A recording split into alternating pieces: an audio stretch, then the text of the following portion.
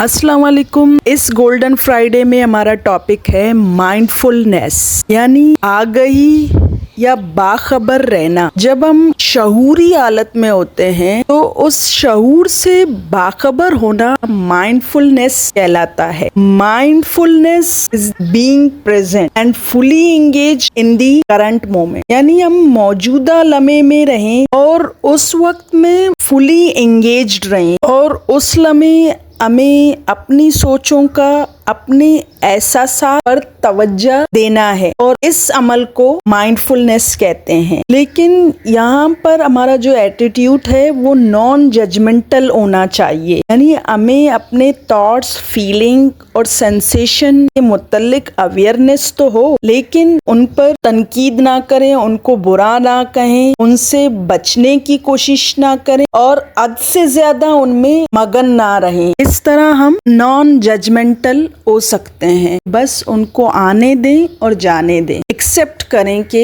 इस तरह के जज्बात आ रहे हैं। माइंडफुलनेस की आसान सी मिसाल ये है कि जब हम खाना खा रहे होते हैं तो हमें उस खाने को इंजॉय करना है। अगर उसमें हम एंगेज रहना चाहते हैं तो उसको इंजॉय करना है, मतलब उसका जायका कैसा है और उसकी खुशबू कैसी है, तो इस तरह फुली उसमें एंगेज होकर खाने को खाया जाए। इस तरह हम माइंडफुलनेस की प्रैक्टिस कर सकते हैं। जब हम और काम माइंडफुल होके करेंगे, उस पर तवज्जो देके करेंगे, उसमें एंगेज्ड होके करेंगे, तो इसका ये फायदा है कि हमारा ज़हनी दबाव, स्ट्रेस, एंजाइटी कम होता है, हम में इमोशनल रेगुलेशन आती है, यानी हम अपने जज्बात को समझने और उनको रेगुलेट, उनको मैनेज करना सीख जाते हैं। इससे हमारी फोकस और कंसंट्रेशन भी बढ़ जाती है और फाइनली हम सेल्फ अवेयरनेस की तरफ जाते हैं। हम खुद से आगाह होना, खुद से वाकिफ होने लगते हैं। माइंडफुलनेस के जरिए इंसान अपनी जात को बेहतर तौर पर समझता है और खुद इल्म और हिकमत को फरोग देता है। ये एक ऐसा ज़हनी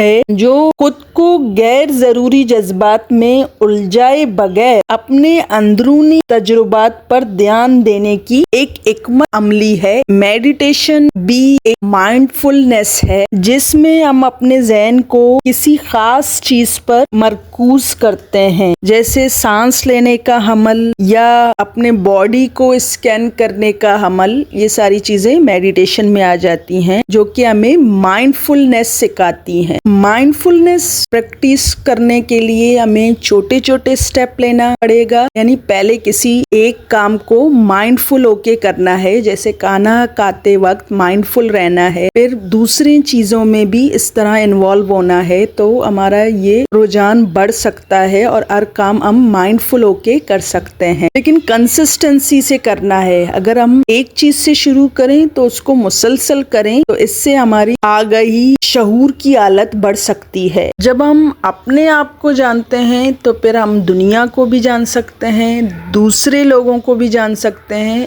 और बिल आखिर खुदा तक भी रसाई कर सकते हैं। Thank you so much.